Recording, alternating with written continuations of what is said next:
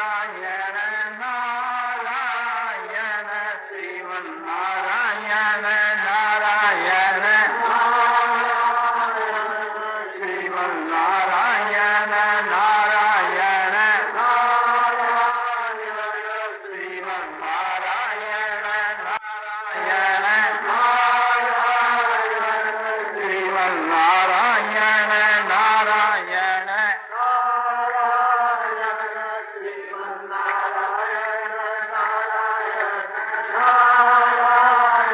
आनंद आनंद आनंद आनंद पूर्णानंद पूर्णानंद अपार आनंद शांत आनंद घन आनंद अचल आनंद ध्रुव आनंद नित्यानंद बोध स्वरूपानंद ज्ञान स्वरूपानंद आनंद ही आनंद शांति शांति शांति। अध्याय के 15 तक श्लोक की बात कही गई थी और 3 प्रकरण जो है बतलाए गए थे कि प्रथम अक्षर पुरुष के विषय में, फिर अक्षर पुरुष के विषय में, फिर पुरुषोत्तम के विषय में।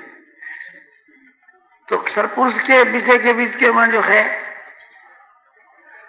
संसार रूपी वृक्ष को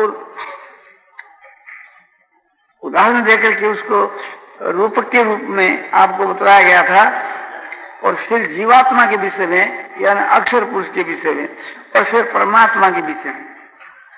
अब ये अंतिम जो 5 श्लोक है इसमें अक्षर अक्षर और पुरुषोत्तम तीनों को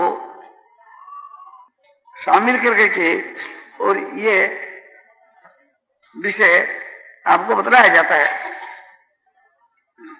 15 श्लोक में जो बात कही उसी का उपसंहार करते हुए और भगवान इन 5 श्लोकों की वहां वो सार बात बतलाई। तो गीता की 15वें अध्याय का 100वां श्लोक आपको बताया जाता है कि द्वाविमौ पुरुषौ लोके अक्षरश्चाक्षर एव च अक्षरस्रवाणि भूतानि कूटस्थोऽक्षर उच्यते। द्वाविमौ पुरुषौ लोके, इस लोक में दो पुरुष हैं। द्वाविमौ पुरुषौ लोके, इस संसार के वहां नाशवान और अविनाशी ये 2 प्रकार के पुरुष हैं। उनमें अक्षरस्रवाणि भूतानि, अक्षर जो भूतों के जो शरीर है, प्राणियों के जो शरीर है, इसको अक्षर पुरुष कहते हैं। और कूटस्थोऽक्षर उच्यते, और कूटस्थ जो जीवात्मा है उसको अक्षर के नाम से कहा गया है। ख्याल करना चाहिए, देह और इसके भीतर में जो देही यानी जीवात्मा, इन दोनों का प्रकरण कहीं पुल्लिंग से, कहीं स्त्रीलिंग से, कहीं नपुंसकलिंग से गीता के वहां आए हैं। इसका रहस्य जो है अक्षर अक्षर और पुरुषोत्तम का बहुत ही गहन है, इसलिए अनेक प्रकार से भगवान ने इस तत्व को समझाने के वास्ते अलग अलग नाम से समझा है। जैसे गीता की 7वीं अध्याय के वहां 4थे और 5वें श्लोक के बीच के वहां इन्हीं दोनों को प्रकृति के नाम से कहा है। प्रकृति जो स्त्रीलिंग है और पुरुष है सो पुल्लिंग है ही। तो वहां ये बतलाया कि भूमि रापो नलो वायु खंग मनो बुद्धि रेवच अहंकार इति में भिन्ना प्रकृति रहा। आकाश वायु तेज जल पृथ्वी मन बुद्धि और अहंकार, ये 8 प्रकार की मेरी अपरा प्रकृति है। तो अपरा प्रकृति के नाम से जो बात कही है वो एक अक्षर पुरुष है। वे 8 प्रकार के जो पदार्थ है वे वहां अपरा प्रकृति के नाम से कही गई। अरे जीव भूतंग महाभाव प्रकृति विधि में पराम, और जिसका नाम जीवात्मा है वो मेरी परा प्रकृति है। तो वहां जीवात्मा को परा प्रकृति के नाम से कहा गया, और इसे शरीर के समूह को अपरा के नाम से कहा गया। दोनों की संज्ञा वहां प्रकृति रखा और यहां दोनों की संज्ञा पुरुष रखा। इसी प्रकार से थी गीता की 13वें अध्याय के बीच के वहां अक्षर नाम से थी जो चीज यहां कही गई, उसको वहां क्षेत्र के नाम से वो बात कही। इदं शरीरं कौन्तेय क्षेत्र मित्य विधीयते एतद्येति तं प्राहु क्षेत्र गेति तद्विध। इदं शरीरं कौन्तेय, हे कौन्तेय, ये जो शरीर जो है ये क्षेत्र है। जैसे खेत में जैसा बीज बोया जाता है उसी के अनुसार गाछ होता है और फल होता है, तो ये जो मनुष्य का जो शरीर है ये अपने क्षेत्र है। इस मनुष्य के शरीर के मां यानी इसके अंतःकरण के मां जैसे संस्कार जमते हैं उसी के अनुसार भावी के मां समझो उसका फल होता है। तो मनुष्य शरीर को इदं माने इस मनुष्य शरीर को सो क्षेत्र के नाम से कहा गया है। और इसके भीतर में जो जीवात्मा है, जो इस क्षेत्र को जानने वाला, क्षेत्र का ज्ञाता, उसको क्षेत्र के नाम से कहा गया है जीवात्मा को। यह बात जो है तत्वदर्शी जो पुरुष है, उस परमात्मा के तत्व जानने वाले पुरुष, उन्होंने ये बात कही है। तो द्वायो पुरुषो लोके अक्षरश्चाक्षर एव चह, इस संसार के बीच के वहां दो प्रकार के पुरुष कहे गए, एक तो अक्षर और एक अक्षर। यानी अक्षर माने नाशवान और अक्षर माने अविनाशी। फिर साहब कहते हैं वो अक्षर कौन है? सर्वाणी भूतानि अक्षर, सारे भूत प्राणियों के जो शरीर है वो तो अक्षर है। और कूटस्थ अक्षर उच्चते, कूटस्थ माने जो जीवात्मा है वो अक्षर के नाम से कहा जाता है। और उत्तम जो पुरुष है वो दोनों से अलग है, वो कौन है? वो परमात्मा। अब उसकी बात जो है आगे के 17 के श्लोक में बतलाई जाती है। उत्तम पुरुषस्त्वन्य परमात्मेत्युदाहृत यो लोकत्रयमाविश्य बिभर्त्य ईश्वर। कहते हैं उत्तम पुरुष तो अन्य ही है। उत्तम जो पुरुष है इन दोनों से अलग है, उसका नाम है समझो कि पुरुषोत्तम। इस वास्ते इन दोनों से, अक्षर और अक्षर दोनों से वो उत्तम है, तो वह इन दोनों से अलग है। जो अपने यह लोक प्रेम आविष्य माने जो तीनों लोगों के मां प्रवेश कर करके के विवर्त्य हुए और सबका भरण पोषण करता है और अविनाशी है और ईश्वर नाम से और परमात्मा के नाम से कहा गया है। उसके ये 4 आपने यहाँ नाम बतलाए जो उत्तम पुरुष के। उत्तम पुरुष के क्या गया कि तीनों लोगों के बीच के मां जो प्रवेश करके स्थित है और सबको भरण पोषण करने वाला है और जिसको परमात्मा इस नाम से कहा गया है और ईश्वर इस नाम से कहा गया है। उसका उसी को ईश्वर कहते हैं, उसी को परमात्मा कहते हैं और वही उत्तम पुरुष के नाम से कहा गया है। तो वो उत्तम क्यों कहा गया, इस बात के लिए आगे का श्लोक बतलाया जाता है। यस्मात् अक्षर मती तो है मक्षरादपि च उत्तम है अतोस्मि लोके वेदे च प्रतित पुरुषोत्तम है। अब ये कहते हैं कि वो पुरुषोत्तम कौन है, तो भगवान कहते हैं वो पुरुषोत्तम मैं ही हूं। उसको पुरुषोत्तम किस लिए कहा गया, ये खूब ख्याल करने की बात है। यस्मात् माने इस हेतु से मैं अक्षर जो है उससे अतीत हूं, अक्षर से भी उत्तम हूं। अक्षर जो नाशवान जो पदार्थ है, ये जो जड़ पदार्थ शरीर आदि, ये नाशवान पदार्थ है, इससे मैं अतीत हूं। क्यों कि सत्रजतम 3 जो गुण है उसी को ये विस्तार है। महाभूतानि अहंकारो बुद्धि रक्तमेव च इंद्रियाणि दशेकम च पंचचेन्द्रिय गोचरा। 13वें अध्याय के 5 के श्लोक में जो ये बात बतलाई कि 5 तो महाभूत और अहंकार और बुद्धि और अव्यक्त माने अव्याकृत माया प्रकृति 8 और 10 इंद्रियां, 5 ज्ञान इंद्री, 5 कर्म इंद्री और 1 मन और 5 उनके विषय, शब्द, स्पर्श, रूप, रस, गंध, इस प्रकार से सब मिलाकर के 24 तत्व हुए। तो 24 तत्व का समूह रूप ये जो शरीर है, इसी को यहां अक्षर कहा गया। तो इस अक्षर है माने जो गुणों का समूह रूप जो है, 17 स्तंभ तीनों गुणों का समूह रूप जो ये माना शरीर जो है, ये अक्षर कहा गया। क्यों? ये क्षण क्षण के मां ये क्षय होता है, ये परिवर्तनशील है। तो इससे भगवान कहते हैं कि मैं अतीत हूं, क्योंकि मैं चेतन हूं और ये सब जड़ है और ये सब दृश्य है और मैं सब दृष्टा साक्षी केवल चेतन हूं। इस कारण से थी इनसे मैं अतीत हूं, इन शरीरों से। और जो जीवात्मा है उससे मैं उत्तम हूं, अक्षर जो पुरुष है उससे मैं उत्तम हूं, उससे अतीत नहीं हूं। क्योंकि जीवात्मा भी चेतन, मैं भी चेतन, तो उससे अतीत, जड़ से तो अतीत हूं और आत्मा से मैं उत्तम हूं।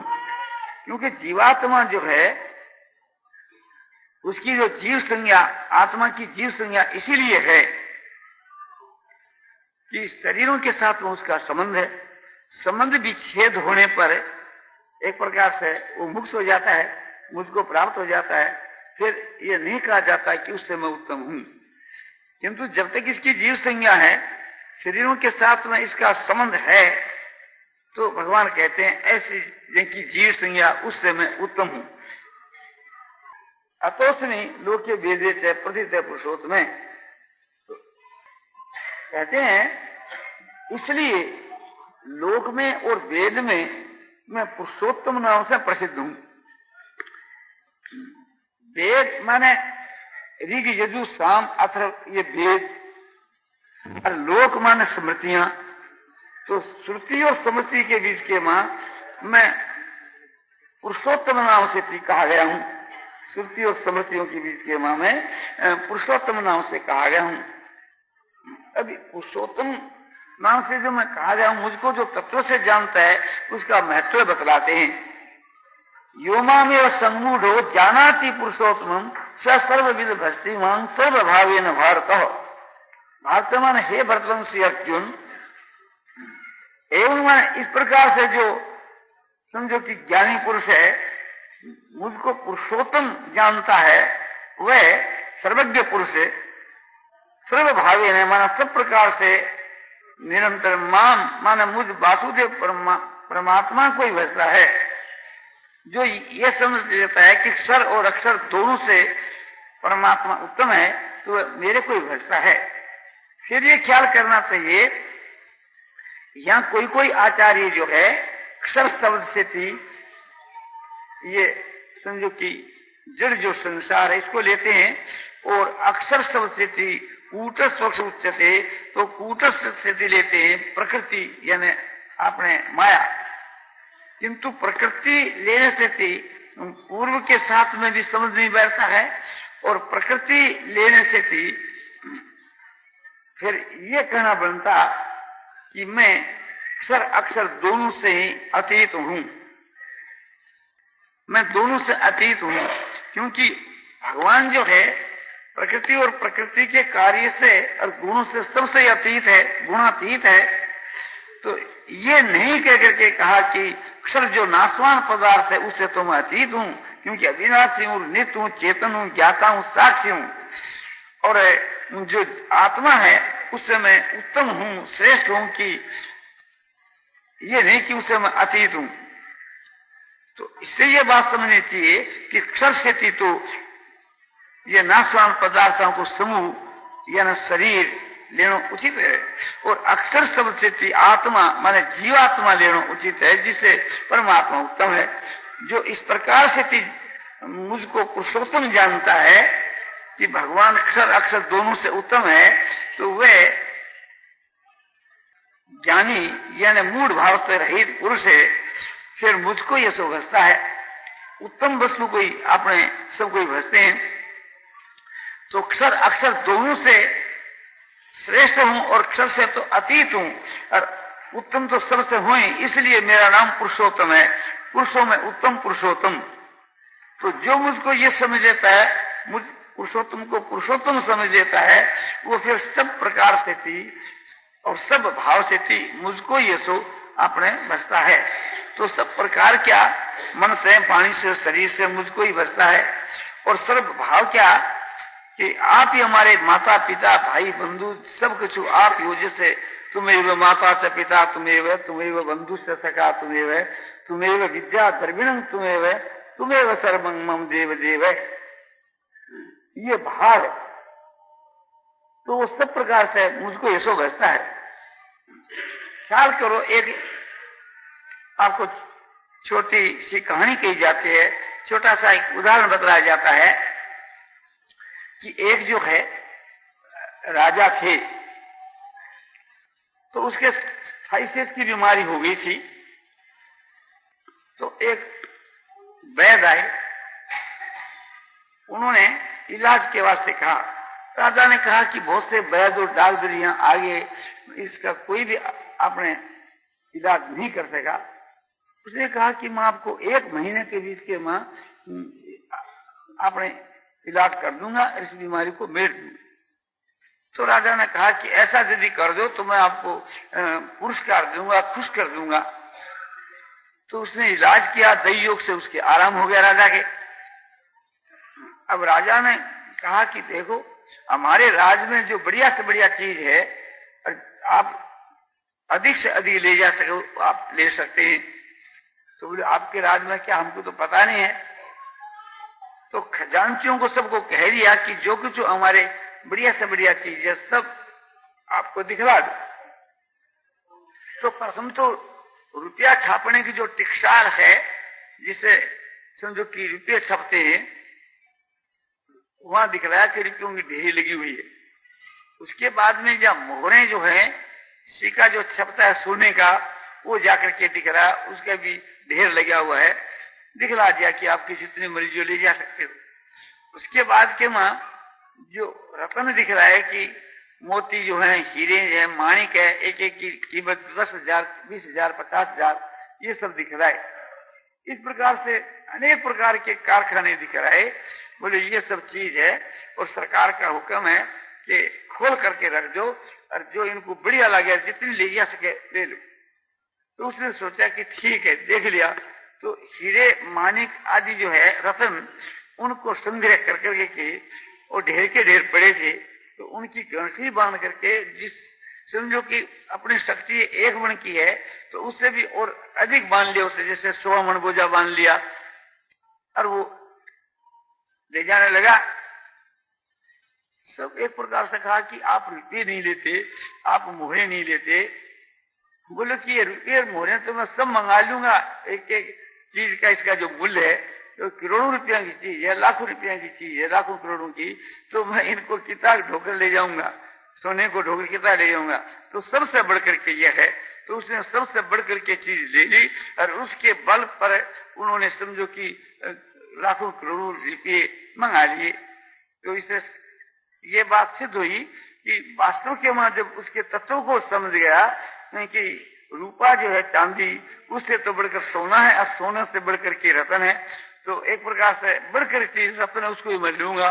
तो जो आदमी इस प्रकार से समझ लेता है कि अक्षर जो नाशवान पदार्थ, अक्षर जो अपने जीवात्मा और सबसे उत्तम पुरुषोत्तम परमात्मा है, तो वो परमात्मा को ही आपने लेगा। जो नहीं समझता है वो भले ही दूसरी चीज ले लो। तो विचार ये करना चाहिए कि यहाँ समझो कि नाशवान पदार्थ जो है, ये सब जड़ पदार्थ, इनको जो सेवन करता है, रुपयों को समझो कि ऐश आराम स्वाद शौकीनी भोग इत्यादि जो पदार्थ हैं, ये तो नाशवान पदार्थ अक्षर है। और असली पुत्र एक प्रकार से जो सजीव पदार्थ है, तो उन दोनों से परमात्मा बहुत श्रेष्ठ है। जो इस बात को समझता है वो संसार के विषय भोगों को, असली पुत्र धनित आदि को नहीं सेवन करके और परमात्मा को पसंद करता है। तो ये 19 का श्लोक है और 20 के श्लोक में अध्याय खत्म। तो ये अंतिम श्लोक आपको बतलाया जाता है। इति कुछ तमंग शास्त्र मिद मुक्तं मयानुभव एतद् बुद्ध्वा बुद्धिमान स्यात् कृत कृत्यस्य भारतः। तो कहते हैं कि इति माने समाप्ति, इस अध्याय की समाप्ति के वास्ते इति शब्द है। इति का होता है कि ऐसे इदम बुद्धतमं, ये जो अति रहस्ययुक्त गोपनीय जो शास्त्र है, गीता जो है ये अति गोपनीय शास्त्र है। उसके बीच के वहां 15वीं जो अध्याय है उस गोपनीयों से भी बढ़कर के गोपनीय है, क्योंकि इसके भीतर के वहां अक्षर अक्षर और पुरुषोत्तम का विषय विस्तार के साथ में समझाया गया है। तो मया उत्तम माने मेरे द्वारा ये कहा गया, एतत् इसको बुद्ध माने जान करके तत्व से जान करके बुद्धिमान जो पुरुष है वो कृत्य माने कृतार्थ हो जाता है। जो इसमें जो बात कही है, इस बात को जो आदमी समझ जाता है वो कृतार्थ हो जाता है, यानी परमात्मा को प्राप्त हो जाता है, मुक्त हो जाता है।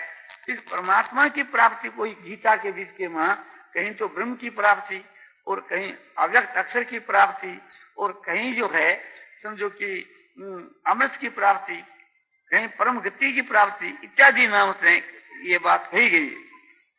कहीं कहा कि वो परम शांति को प्राप्त हो जाता है, कहीं कहा कि वो निर्वाण ब्रह्म को प्राप्त हो जाता है और कहीं कहा कि वो परम गति को। तो ये सब एक ही चीज है। यह बात जो है गीता की 8वें अध्याय के 21 के श्लोक में बतलाई। अव्यक्तो अक्षर इत्युक्त तमाहु परमां गतिम यं प्राप्त्य न निवर्तन्ते तद्धाम परमं मम। इसका मतलब यह होता है कि जो इस 8वें अध्याय के वहां अक्षर के नाम से जो बात कही गई, अव्यक्त के नाम से जो बात कही गई, परम गति के नाम से जो बात कही, वो ही मेरा परम धाम है, जहां जाकर के मनुष्य लौटकर वापस नहीं आता। तो जहां जाकर के लौटकर वापस नहीं आता उसी का नाम परम धाम है, उसी का नाम परम पद है और उसी को परम गति कहते हैं। गति माने जाकर के वापस आवे वो गति, और जाकर के वापस नहीं आवे वो परम गति। और वो एक परम शांति है, जो थोड़े काल के वास्ते शांति मिल जावे वो तो अल्प शांति है, जो सदा के वास्ते शांति मिले वो परम शांति है। तो परम शांति भी उस अपने परमात्मा का ही वाचक है। परमात्मा का ही वाचक यहाँ अक्षर है, समझो कि अव्यक्त ईश्वर, परमात्मा, पुरुषोत्तम इत्यादि उसकी अनेक नाम कहे गए हैं। समझो कि जैसे कुरान के बीच के मां, कुरान शरीफ के बीच के मां हजरत मोहम्मद ने आपने अल्लाह, खुदा इत्यादि नाम से जो बात कही है वो एक ही चीज है, परमात्मा ही है। माने भाषा का भेद है, वास्तव के बीच के मां कोई मुसलमानों का ईश्वर अलग हो और हिंदुओं का अलग हो, ऐसी बात नहीं। ईसाइयों का अलग हो, वे जो लक्ष्य करके जिसको गोड़ कहते हैं उसी को मुसलमान भाई लोग समझो कि अल्लाह खुदा कहते हैं। हमारे आर्य समाजी भाई लोग उसको एक प्रकार से ओम कहते हैं, और उसी का नाम ईश्वर है, उसी का नाम परमात्मा है, उसी का नाम पुरुषोत्तम है। और योग शास्त्र में उसको पुरुष विशेष का कहा गया है। योग शास्त्र के माने यहां बताया गया कि ईश्वर का विषय आया योग शास्त्र के पहले पाद में, ईश्वर प्रणिधानात् हुआ ये शब्द आया।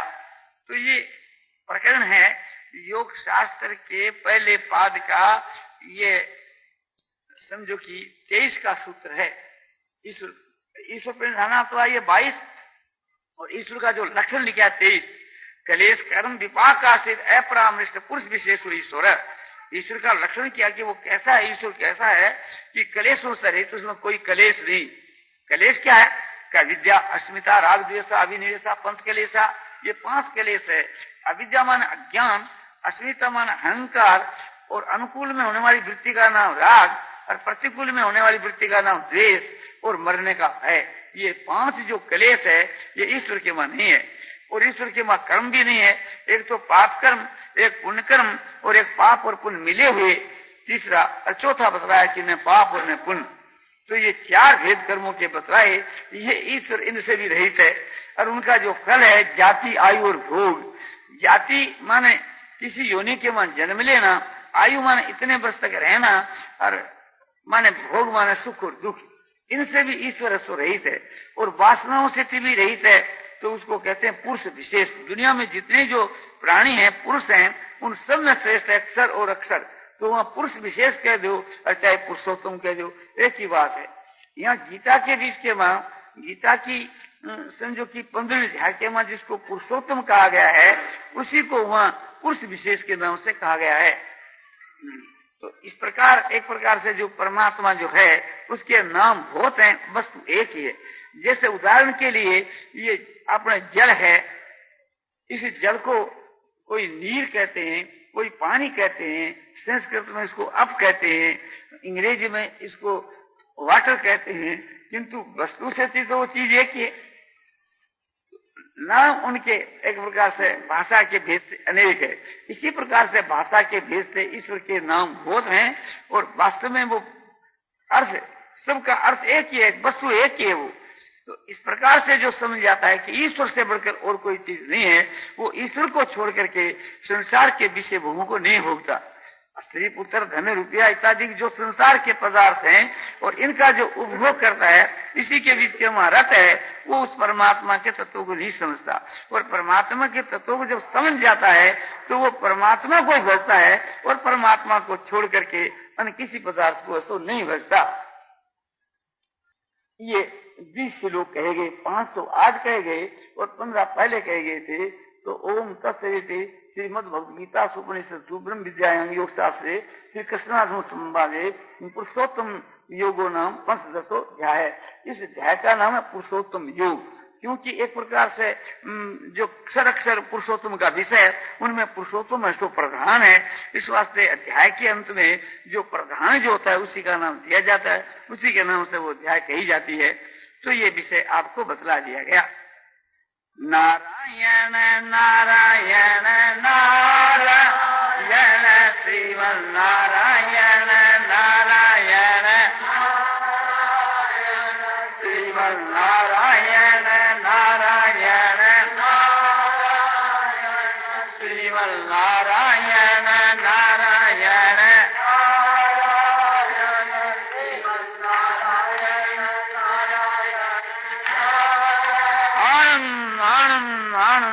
पूर्णानंद अपारानंद शांतानंद घनानंद अचलानंद ध्रुवानंद नित्यानंद बोध स्वरूपानंद ज्ञान स्वरूपानंद आनंद ही आनंद।